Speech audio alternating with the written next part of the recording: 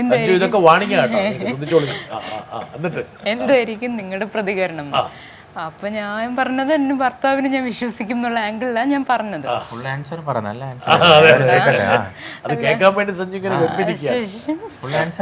ചാരുവിനെ പറ്റി പറയുകയാണെങ്കിൽ ചാരു ഞാനും സ്കൂൾ ഫ്രണ്ട്സ് ആണ്. ഓൾമോസ്റ്റ് ഒരു 10 years ആയിട്ട് എനിക്ക് ചാരുവിനെ അറിയാം. ആൻഡ് ചാരു എന്ന് പറഞ്ഞാൽ ഭയങ്കര ഒരു ജോളി, ഭയങ്കര ഹാപ്പി ആയിട്ട് എപ്പോഴും ഇരിക്കുന്ന ഒരാളാണ്. പക്ഷെ അറ്റ് ദ സെയിം ടൈം എന്ത് ചെറിയൊരു കാര്യമാണെങ്കിലും ഭയങ്കര നോക്കിയും കണ്ടും ഒക്കെ ഡിസിഷൻ എടുക്കുന്ന ഒരാളാണ്. ആൻഡ് അതുപോലെ തന്നെയാണ് സഞ്ജുവിൻ്റെ കാര്യം എടുത്തത്. ആൻഡ് ആദ്യം മുതലേ ചാരു എൻ്റെ അടുത്ത് പറയുന്നൊരു കാര്യമുണ്ട്, നേരത്തെ തന്നെ കല്യാണം കഴിക്കാം, ഒരുപാട് വെയിറ്റ് ഒന്നും ചെയ്യേണ്ട എന്നൊക്കെ ചാരു എപ്പോഴും പറയുമായിരുന്നു. ആൻഡ് രണ്ടുപേർക്കും നേരത്തെ തന്നെ മാരേജ് പ്ലാൻസ് ഒക്കെ ഉണ്ട്. ആൻഡ് കല്യാണം തീരുമാനിച്ചതും പെട്ടെന്ന് തന്നെയാണ്. സോ എനിക്ക് ചോദിക്കാനുള്ളത്, എന്ത് മേജർ ചേഞ്ച് ആഗ്രഹിച്ചുകൊണ്ടാണ് നിങ്ങൾ രണ്ടുപേരും ഒട്ടും ലേറ്റ് ആവാതെ തന്നെ ഇനി കല്യാണം കഴിക്കാം എന്നൊരു ഡിസിഷൻ എടുത്തത്? വളരെ നല്ലൊരു ചോദ്യമാണ്. സഞ്ജു, ചാരുലത, സാധാരണഗതിയിൽ ഇപ്പോഴും കുട്ടികളൊക്കെ കുറച്ച് കഴിഞ്ഞിട്ട് കല്യാണം കഴിച്ചാൽ മതി, അത്ര പെട്ടെന്ന് സെറ്റിൽ ചെയ്യേണ്ട കാര്യമില്ല. കുറേയും കൂടെ പഠിക്കണം, കുറേ യാത്ര ചെയ്യണം, കുറേ അഡ്വഞ്ചർ ചെയ്യണം, കുറേ അങ്ങനെ ലോകത്തെ കുറച്ചും കൂടി പരിചയപ്പെട്ടിട്ട് മതി എന്നൊക്കെ വിചാരിക്കുമ്പോൾ നിങ്ങൾ രണ്ടുപേരും അത്ര വൈകേണ്ടതില്ല, നമുക്ക് വിവാഹം കഴിച്ചു കളയാം എന്ന് തീരുമാനിച്ചു. അത് എന്തുകൊണ്ടാണ് ഈ കുട്ടി ചോദിക്കുന്നത്? ഹരിത എൻ്റെ ഫ്രണ്ടാണ്, സ്കൂൾ തൊട്ടേ ഉള്ള ഫ്രണ്ടാണ്. അപ്പോൾ സഞ്ജുവിനെ പരിചയപ്പെട്ട് കുറച്ചുകൾ കഴിഞ്ഞപ്പോൾ എൻ്റെ മനസ്സിൽ തീരുമാനമായല്ലോ സഞ്ജു ആണ് എന്നുള്ളത്. പിന്നെ നമുക്ക് ഇപ്പം അങ്ങനെ അധികം സംസാരിക്കാനും പിന്നെ ഒരുമിച്ച് ടൈം സ്പെൻഡ് ചെയ്യാനൊക്കെ ഭയങ്കര ചാൻസ് കുറവ്, കളിക്കുന്നുണ്ട്. അപ്പോൾ അതുകൊണ്ട് കുറേ മിസ്അണ്ടർസ്റ്റാൻഡിങ്സ് ഉണ്ടായിട്ടുണ്ട് നമ്മൾ തമ്മിൽ. അപ്പോൾ അതുകൊണ്ടാണ് നമുക്ക് തോന്നിയത് അധികം അങ്ങനെ ലേറ്റ് ആക്കണം, നമുക്കങ്ങനെ ഇനി ചിന്തിക്കാനൊന്നുമില്ലല്ലോ. പിന്നെ എനിക്ക് കൊച്ചിലോട്ട് ഇങ്ങനെ 10-27 വയസ്സായാലും ഞാൻ കല്യാണം കഴിക്കാം അങ്ങനെയൊന്നും ഇല്ലായിരുന്നു. എനിക്കൊരു 24 ആകുമ്പോൾ കല്യാണം കഴിക്കണം എന്നായിരുന്നു എൻ്റെ മനസ്സിൽ. പിന്നെ വേറെ ഒരു തടസ്സമില്ല, പിന്നെ കല്യാണം കഴിക്കാമല്ലോ, ഒരു ഹാപ്പി. നിങ്ങൾക്കിടയിലുള്ള ദൂരം അല്ലെങ്കിൽ ഈ ഒരു ഗ്യാപ്പ്, അതായത് സഞ്ജു വേറെ എവിടെയെങ്കിലും ആയിരിക്കും, അപ്പം അത് ഒരുപാട് അഭിപ്രായ വ്യത്യാസങ്ങളും ആശയക്കുഴപ്പങ്ങളും മിസ്അണ്ടർസ്റ്റാൻഡിങ്സ് ഉണ്ടാക്കുമായിരുന്നു. രണ്ടുപേരും രണ്ട് സിറ്റുവേഷനിലല്ലേ. അപ്പൊ നമ്മൾ പറയുമ്പോൾ ചിലപ്പോൾ സന്തോഷം റിയാക്ട് ചെയ്യണമെന്നില്ല, അപ്പൊ നമുക്ക് ഒന്നും സന്തോഷം ഇല്ലാത്തതുകൊണ്ടാണ്. പക്ഷെ അവിടെ വേറെ എന്തെങ്കിലും ചെയ്യായിരിക്കും. അപ്പൊ അങ്ങനെ കുറെ പ്രശ്നങ്ങൾ ഉണ്ടാകാറുണ്ട്. സഞ്ജുവിന് അതായിരുന്നു അഭിപ്രായം? അതെ, തീർച്ചയായിട്ടും. എനിക്ക് മെയിനായിട്ട് ഞാൻ കളിക്ക് ഒരു 13 വയസ്സിലെ ട്രാവൽ ചെയ്യുന്നുണ്ട്, പുറത്താണ് പോകുന്നത്. അപ്പോൾ അവിടെ ടീമിൻ്റെ കൂടെ കൂട്ടുകാരുണ്ട്, അങ്ങനെ ടീം. അപ്പോൾ ടീം മാറിപ്പോയിക്കൊണ്ടിരിക്കുമ്പോൾ കൂട്ടുകാർ മാറത്തില്ല. ഞാനെപ്പോഴും ഒരു ഒറ്റയ്ക്കുള്ളൊരു ഫീലാണ്. അപ്പോൾ ഫാമിലി ഒന്നും കൂടെ ഇല്ല, ഒറ്റയ്ക്കാണ്. അപ്പോൾ എന്തായാലും ഒരു കൂട്ട് ഉറപ്പായിട്ടും പെട്ടെന്ന് വേണമെന്നൊരു ഇതുണ്ടായിരുന്നു. അപ്പോൾ ജീവിതം എല്ലാവരും പറയണ പോലെ എല്ലാവരും ജീവിക്കുന്നുണ്ട്, എല്ലാവരും കരിയർ മുന്നോട്ട് കൊണ്ടുപോകണം, ആദ്യം ഡ്രീം അച്ചീവ് ചെയ്യണം, അങ്ങനെയൊക്കെ ചെയ്യണമെന്ന് ആഗ്രഹിച്ചിട്ട് അത് കഴിഞ്ഞിട്ട് കല്യാണം എന്നൊക്കെ പറയാറുണ്ട് ആൾക്കാർ. പക്ഷേ എനിക്ക് അത് ചാരുവിൻ്റെ കൂടെ ചെയ്യണമെന്നാണ് ആഗ്രഹം. അപ്പോൾ എന്തായാലും നമ്മൾ ഡ്രീം എന്തെങ്കിലും ഉണ്ടെങ്കിൽ നമുക്ക് ഒന്നിച്ച് അച്ചീവ് ചെയ്യാമല്ലോ, അതിനെന്താ കുഴപ്പം. ഉള്ളപ്പോൾ നമ്മൾ ഒരു സപ്പോർട്ടാണ് കൂടെ വരുന്നത്, അല്ലാതെ ഒരു തലവേദന അല്ലല്ലോ വരുന്നത്. അപ്പോൾ ഞാൻ അവിടെ നിൽക്കുമ്പോൾ വേറെ ഒരു ഫീൽഡാണ്, വേറെ ഫോക്കസാണ്. ഇപ്പോൾ 9 വരയ്ക്ക് കിടന്ന് ഉറങ്ങും, അങ്ങനത്തെ കാര്യങ്ങളെല്ലാം ഉണ്ട്. അപ്പോൾ അതിന് ആദ്യം ഞാൻ പറഞ്ഞപ്പോൾ മനസ്സിലായി. പിന്നെ അങ്ങനത്തെ ഡിസ്റ്റർബൻസോ അല്ലെങ്കിൽ എന്നെ ഇങ്ങോട്ട് 9 ആകുമ്പോൾ വിളിച്ച് പറയാം ഇനി ഉറങ്ങിക്കോ. അപ്പോൾ എന്തായാലും അത്ര നല്ല സപ്പോർട്ട് ചെയ്യുന്ന, അല്ലെങ്കിൽ അങ്ങനെ എൻ്റെ കരിയറിന് ഇമ്പോർട്ടൻസ് തരുന്ന ഒരാളാണ്. അപ്പോൾ എല്ലാം കൂടെ ചേർത്ത് ആലോചിച്ചെടുത്ത തീരുമാനമാണ്. പിന്നെ മാത്രമല്ല 5 വർഷത്തെ നീണ്ട പ്രണയത്തിനൊടുവിലാണ് നിങ്ങൾ തീരുമാനിച്ചത് അല്ലേ? ചെറിയ കാലമല്ല, 5 വർഷം പ്രണയിച്ചു അല്ലേ? എത്ര വർഷം കഴിഞ്ഞിട്ടാണ് വീട്ടിലൊക്കെ പോയി പറഞ്ഞത്? വീട്ടിൽ ഒരു 2-3 വർഷമായിട്ട് അറിയായിരുന്നു. ചാരുവിന്റെ വീട്ടിൽ എൻ്റെ അത്രയ്ക്ക് അറിഞ്ഞുകൂടായിരുന്നു, ഒരു സംശയം ഉണ്ടായിരുന്നു. ഞാനൊരു ക്ലിയർ ആൻസർ കൊടുത്തില്ലായിരുന്നു. അത് അവസാനം ഈ ഒരു വർഷമായപ്പോഴാണ് കറക്റ്റായിട്ട് അങ്ങനെയാണ് എന്ന് ഞാൻ തന്നെ ചോദിച്ചിട്ടുണ്ട്. അല്ല, സഞ്ജു വീട്ടിലൊക്കെ എപ്പോഴും വരാറൊക്കെ ഉണ്ട്, അപ്പം അങ്ങനെ അറിയാം. പിന്നെ ചിലപ്പോൾ അച്ഛനൊക്കെ മനസ്സിലായി കാണും, എന്നെ അങ്ങനെ തടുത്തിട്ടില്ല, വേണ്ടാന്നൊന്നും പറഞ്ഞിട്ടില്ല. അതുകൊണ്ട് ഞാനും പിന്നെ ഹായ് സഞ്ജു, ഹായ് ചാരു. ഞാനും സഞ്ജുവും കൂടെ ആദ്യം പരിചയപ്പെടുന്നത് അണ്ടർ 13 ഡിസ്ട്രിക്ട് ടീമിൻ്റെ സെലക്ഷൻ ട്രയൽസിൻ്റെ സമയത്ത് വെച്ചിട്ടാണ്. പാലക്കാട് ഞങ്ങൾ സോൺ മാച്ച് കളിക്കാൻ പോയിരുന്ന സമയമുണ്ടായിരുന്നു. അപ്പോൾ അവിടെ വെച്ച് പുള്ളിക്ക് അത്ര ബിഗ് സ്കോർസോട്ട് കൺവേർട്ട് ചെയ്യാൻ പറ്റാത്ത ഒരു സിറ്റുവേഷൻസ് ഉണ്ട്. അപ്പോൾ പുള്ളി എല്ലാ കാര്യങ്ങളും അച്ഛനെ വിളിച്ച് അപ്ഡേറ്റ് ചെയ്യുന്ന ഒരാളാണ്. അപ്പോൾ ഈ കൺവേർട്ട് ചെയ്യാതിരിക്കുന്ന സമയത്ത് ആൾ കുറച്ച് ഡൗട്ടിൽ വരും, എന്താ അച്ഛനോട് പറയേണ്ടത്, എങ്ങനെ പറയണം എന്നൊക്കെ പറഞ്ഞിരിക്കുന്ന ഒരാളെ ഞാൻ കണ്ടിട്ടുണ്ട്.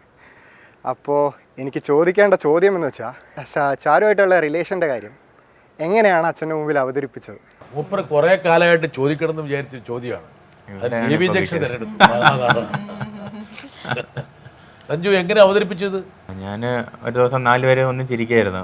ചേട്ടനും ഞാനും, ചേട്ടന്, സഞ്ജു, അമ്മ, അച്ഛൻ. ആ അപ്പോൾ അച്ഛൻ രാവിലെ എന്തോ ചെടിക്ക് വെള്ളം എന്തോ ഒഴിച്ചുകൊണ്ടിരിക്കുകയാണ് ദൂരെ കുറച്ച്.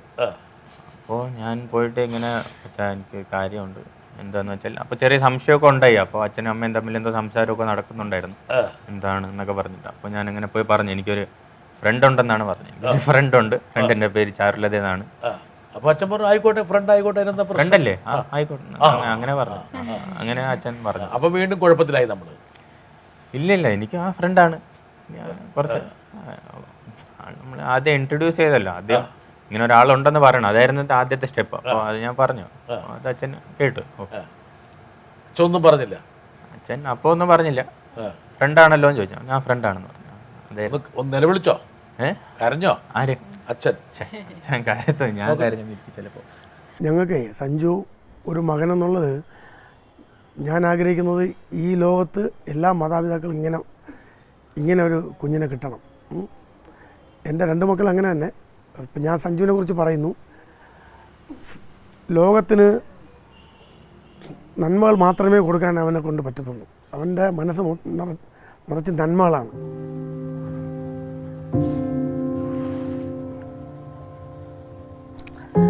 എനിക്ക് അവനെക്കുറിച്ച് സംസാരിക്കാൻ വാക്കുകളില്ല. അത്രയും ശുദ്ധമായൊരു കുഞ്ഞവൻ. ഞങ്ങളെല്ലാവരും നോക്കാനും ഞങ്ങളെ ശ്രദ്ധിക്കാനും ഞങ്ങളുടെ കാര്യങ്ങൾ നോക്കാനും. എൻ്റെ മകൻ്റെ ക്യാരക്ടറെ കുറിച്ച് ഞാൻ പറയുമ്പോൾ എനിക്ക് ഇല്ല, അതിനെക്കുറിച്ച് വാക്കുകളില്ല. പിന്നെ അവൻ്റെ ഹോബി എന്ന് പറയുമ്പോൾ ക്രിക്കറ്റ് തന്നെയാണ്. അവൻ പ്രാക്ടീസ് കഴിഞ്ഞ് 2 മാസം കഴിഞ്ഞ് വീട്ടിൽ വന്നാലും അടുത്ത ദിവസം രാവിലെ 6 മണിക്ക് അവൻ ജിമ്മിൽ പോയിരിക്കും. നമ്മൾ അവനെ എഴുന്നേൽപ്പിക്കുന്നതിന് മുമ്പ് അവൻ ഇവിടുന്ന് അവൻ്റെ അടുത്ത പ്രോഗ്രാം തുടങ്ങിയിരിക്കും. എവിടെയെങ്കിലും ലീവുള്ളപ്പോൾ കുട്ടികൾ റെസ്റ്റ് ചെയ്യും, അപ്പോഴും അവൻ്റെ പ്രാക്ടീസിൽ അവൻ ഇതേ ഉള്ളൂ അവൻ്റെ ഹോബി. പിന്നെ ക്രിക്കറ്റ് കഴിഞ്ഞാൽ എപ്പോഴെങ്കിലും ഒരു ഫ്രീ ടൈമിൽ ഫുട്ബോൾ കളിക്കാൻ വരും. ഫുട്ബോളാണ് അവൻ്റെ അടുത്ത ഹോബി. നന്നായിട്ട് ഫുട്ബോൾ കളിക്കാൻ അവൻ.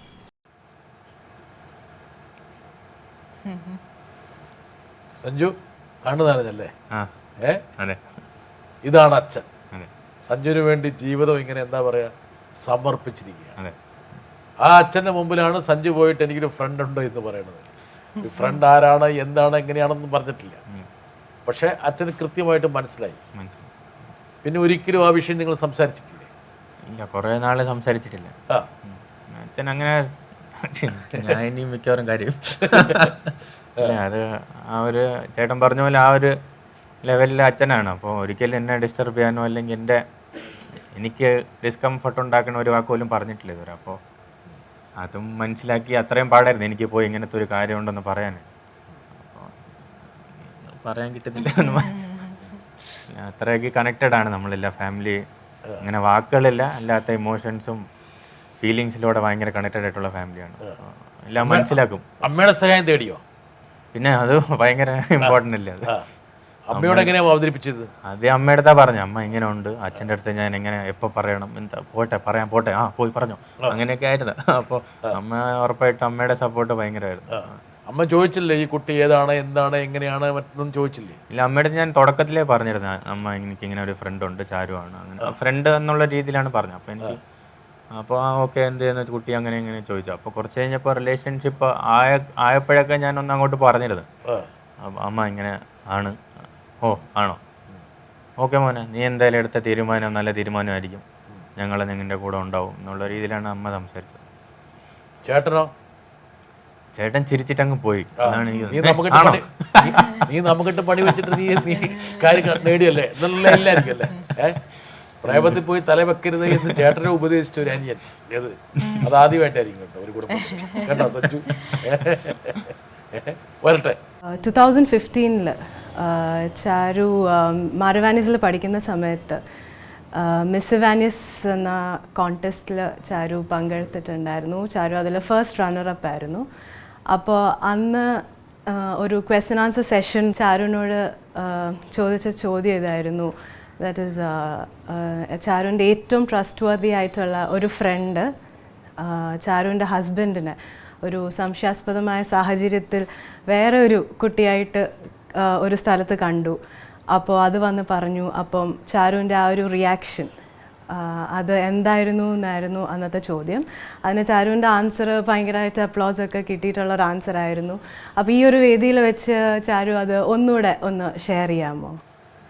എന്തായിരുന്നു ചാരു അങ്ങനെ അത്രക്കൊന്നുമില്ല. ഞാൻ ഇങ്ങനെ ഇവാനിയസും കൂടെ ആയതുകൊണ്ടുള്ളൊരു അപ്ലോസ് ആയിരുന്നല്ലോ അത് ആൻസറിന്റെ അല്ലേ. എന്തായിരുന്നു ചോദ്യം? എന്തായിരുന്നു? നിങ്ങളേറെ വിശ്വസിക്കുന്ന ഒരാൾ ഏറ്റവും അടുത്തൊരാൾ നിങ്ങളുടെ ഭർത്താവിനെ ഒരു അന്യ സ്ത്രീയുമൊത്ത് സംശയാസ്പദമായ സാഹചര്യത്തിൽ കണ്ടു. ഇതൊക്കെ വാണിംഗ് ആട്ടോ, ശ്രദ്ധിച്ചോളൂ. എന്നിട്ട് എന്തായിരിക്കും നിങ്ങളുടെ പ്രതികരണം?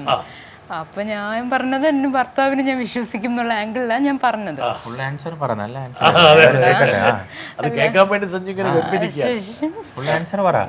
ഒന്നുമില്ല, ഞാൻ ഇങ്ങനെ ദാമ്പത്യ ജീവിതത്തിന്റെ അടിസ്ഥാനം വിശ്വാസമാണെന്നും അപ്പം നമ്മള് അത്ര നോക്കിയിട്ടായിരിക്കണം ഒരു ഭർത്താവിനെ തീരുമാനിക്കേണ്ടത്. അപ്പം അങ്ങനെ തീരുമാനിക്കുന്ന ഒരാൾ നമ്മളുണ്ടെങ്കിൽ അയാളെ തന്നെ ആയിരിക്കണം നമ്മളെപ്പോഴും വിശ്വസിക്കേണ്ടത്. വേറൊരാൾ പറഞ്ഞാലും നമ്മളല്ലേ ഒരുമിച്ച് ജീവിക്കുന്നത്. അപ്പോൾ അയാളോട് ചോദിക്കണം എന്നുള്ള രീതിയിലാണ് ഞാൻ പറഞ്ഞത്. എന്ന് വെച്ചാൽ വിശ്വാസം ഡെവലപ്പ് ചെയ്തിട്ട് കല്യാണം കഴിക്കാവുള്ളൂ. കല്യാണം കഴിച്ചാൽ അത് നിൽക്കാൻ. എനിക്ക് ബലമായ സംശയം അന്ന് ആ ചോദ്യം ചോദിപ്പിക്കാൻ അവരെ പ്രേരിപ്പിച്ചത് സഞ്ജുവാണോ? സഞ്ജു ഇത് കണ്ടിട്ടുണ്ടോ? പിന്നെ ഞാൻ കണ്ടിട്ടുണ്ട്. ഞാൻ ഇവിടെ ഇല്ലായിരുന്നു, പിന്നെ ഫോട്ടോസും വീഡിയോ ഒക്കെ കുറെ കണ്ടു. സഞ്ജു ഉണ്ടായിരുന്നെങ്കിൽ സഞ്ജു എനിക്ക് മറ്റേ കിരീടം വെച്ചേരേണ്ട ആള് സഞ്ജു ആയിരുന്നു, പക്ഷെ അത് വന്നില്ല. ആടാ, പക്ഷെ അതൊരു അവിസ്മരണീയമായ മുഹൂർത്തമായിരുന്നു. കിരീടം വെച്ച് കൊടുക്കാൻ പറ്റുന്ന ഒരു ഭാഗ്യം.